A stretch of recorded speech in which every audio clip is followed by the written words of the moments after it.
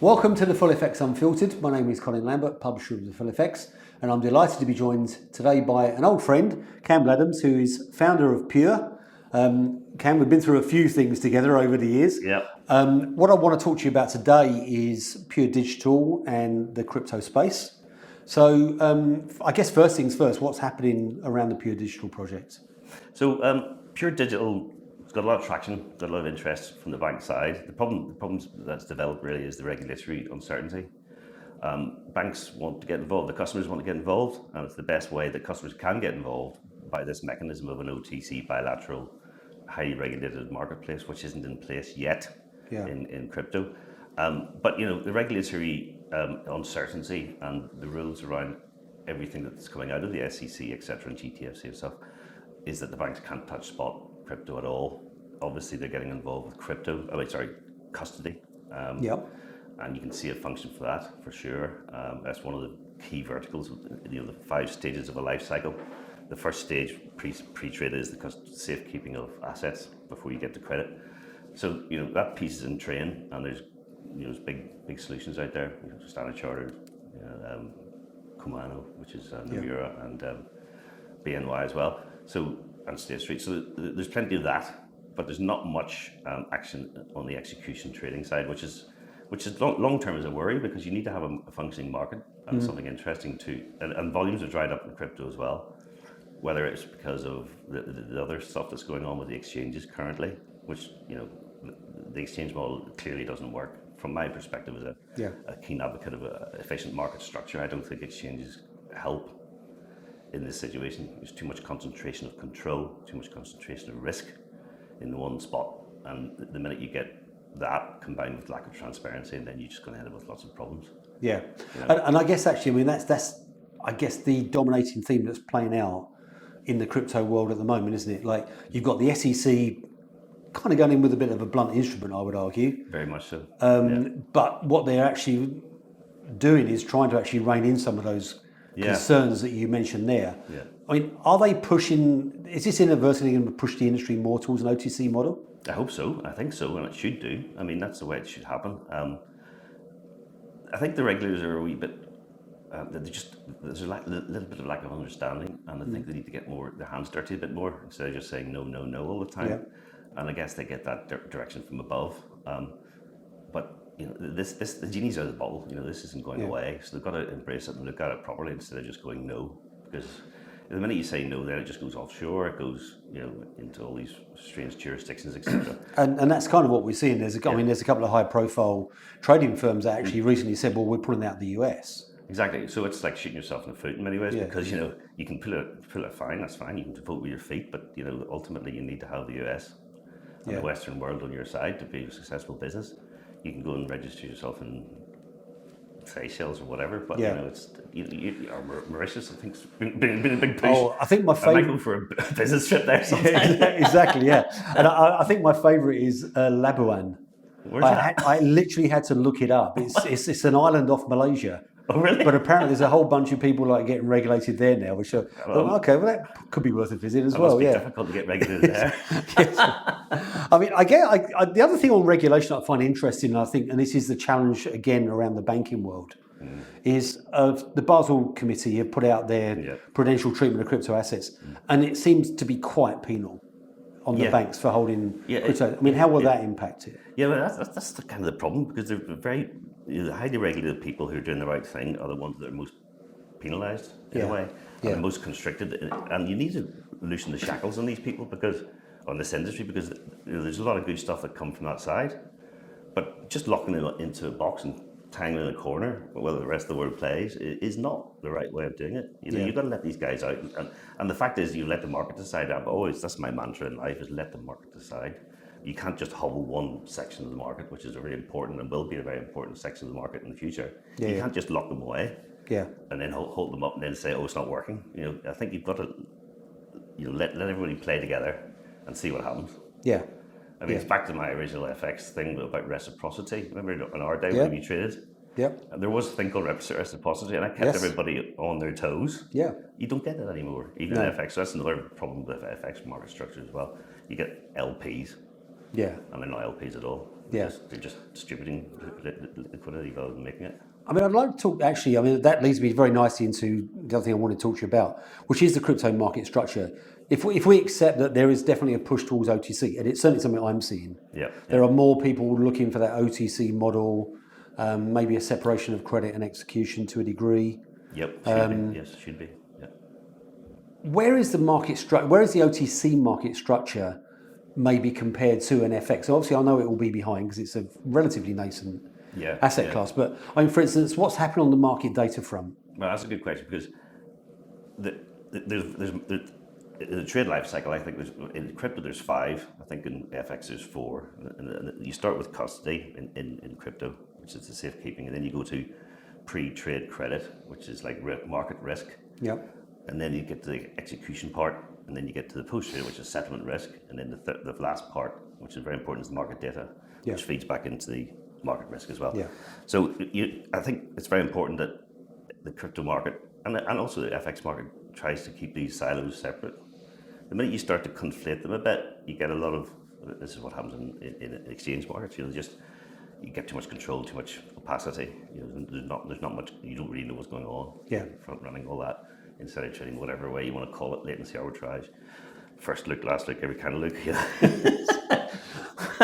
Look everybody you want. Do not go down that rabbit hole. Whatever you do, you go.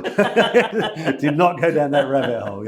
Yeah. But so the market structure and market data, as you mentioned, is probably the key to all this. Actually, really, I mean, I'm working very hard on a new initiative for that as well, with regard to crypto. But it can be applied to anything, and then you can build in AI into that as well, and you can end up with really clever stuff.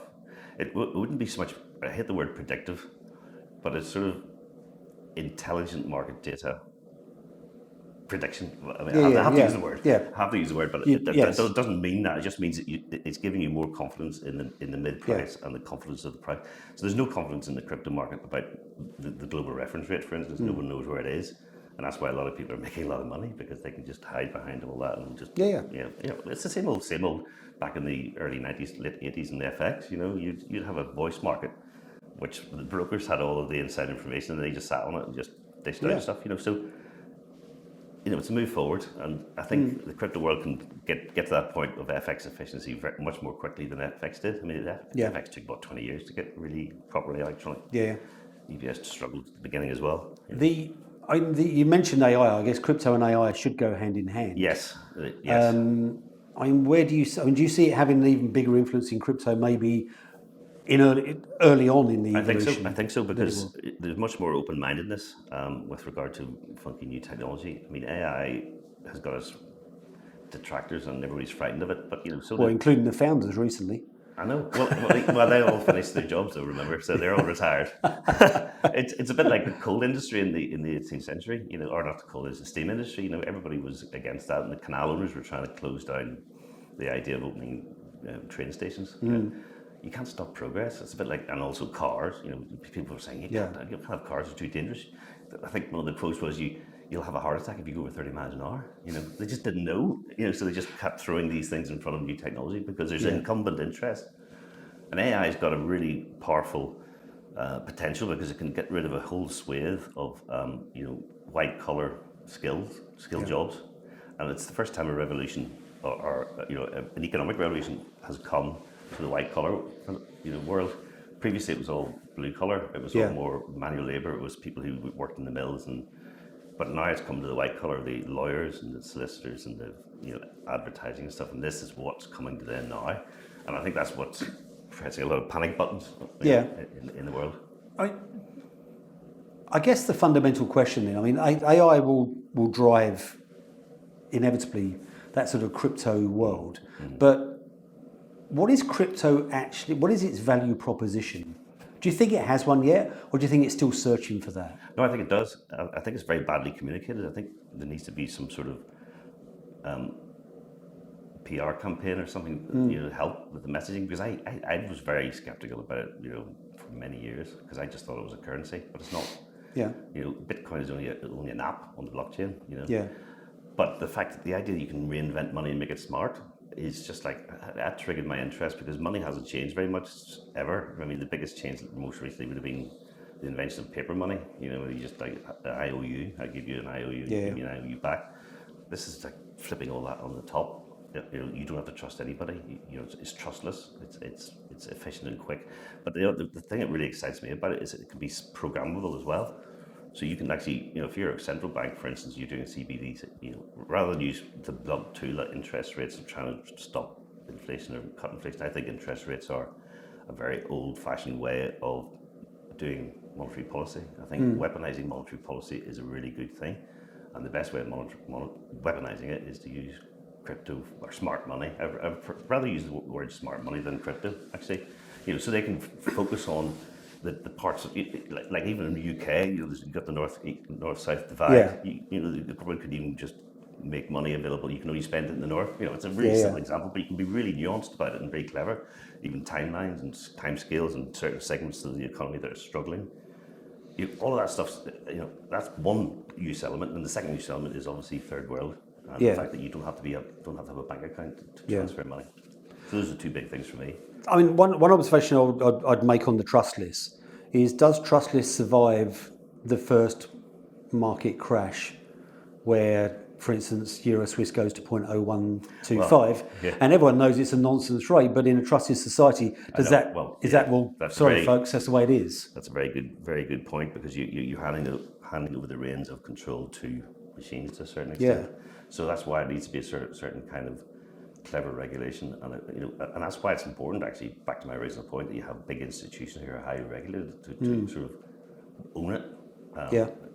Not only will it be regulated, but own it. You know, so Citibank or JP Morgan or whoever, they can sort that stuff out. That's their bread and butter, and that's why they would get rewarded in the future.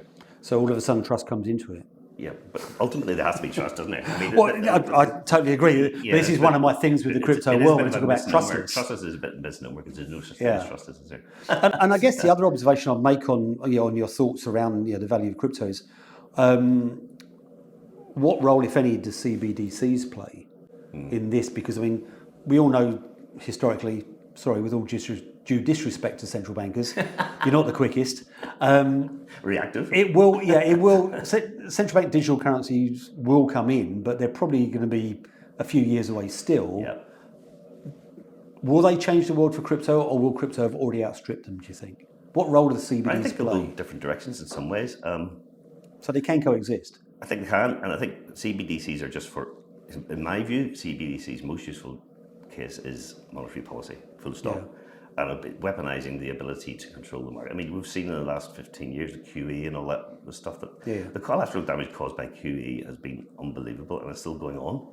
You know, you've got 15 years of 0% interest rates, and you know, all this easy money going around, looking for a home, and you know, the cheaper the money is, it always finds the worst place to invest. You know, and you end up with lots of weak businesses, and they all go bust, and then you get collateral damage from that, and it carries on for a very long time. So, if we can in some way think of a way of running the global economy that, you know, we've got a little bit more control in a good way. I don't like the word control generally, but a bit of oversight and a bit of rationality with regard to that, it's a good thing. So CBDCs can sit beside crypto, I think. Yeah.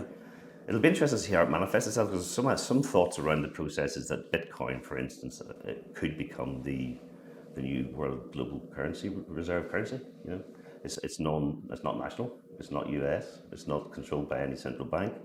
But it's controlled by certain individuals that we don't know. Yes, but see, that's why it needs opened up to the bigger world and get flush these guys out and make it really open. Yeah. I think it would be a brilliant solution for they tried this thing, the SDRs in the 70s, was it? Or 80s? Yeah. And trying to use that as a global settlement thing, and it didn't really work. Whereas this could work, because the technology's better anyway. You know, you get instantaneous settlement, you don't get settlement problems, you know. Yep. And it would just sit on a layer above national currencies, and national currencies just hang off, you know, each one, instead of the US dollar. You know, you know, obviously the Americans would fight this tooth and nail. But then I would also argue, does China want the yuan to be disenfranchised as such? There are too many nations like control of their currency, in my mind. But this solves all that problem, doesn't it? Because you end up with as long as they accept it. which I think is where our problems. I think it's where our problems, our challenge might start. Yeah, but I totally take your point. I guess so. Then my final question would be the relationship of crypto and FX. I mean, do you think crypto will follow the FX in terms of its market structure, for instance? But do you see the two becoming closer together at some stage? I think so. I mean, all of the banks that I talked to were all my sparring partners back when I formed and founded PowerFX, head of FX, global heads of FX. It fits into that slot really well. Yeah. I mean, there's some internal fights at some of the bigger institutions about who wants to own this, because obviously it's quite lucrative, and we want, I think it's an equity. No, it's not. It's a commodity. No, it's not. To me, it's more like sort of a cross between gold and a currency. Where it sits from a product. Don't tell the SEC that. Oh, they'll get really confused. Well, they're confused enough anyway. Exactly, yeah. The SEC are going to, no, this is a security, but yeah. I know, and the idea that you can, anyway. So I think the bottom line is I really hope that it will learn from FX, and also FX can learn from crypto a little bit as well, with the speed and the technology. So if you can sort of meet in the middle somewhere, so market structure from FX and technology from crypto could be a match made in heaven. Brilliant. Campbell, lovely talking to you as always, mate. Thank you, sir. Nice to catch up. Thank you. Thanks everyone for watching the Full FX Unfiltered. We'll be back again soon.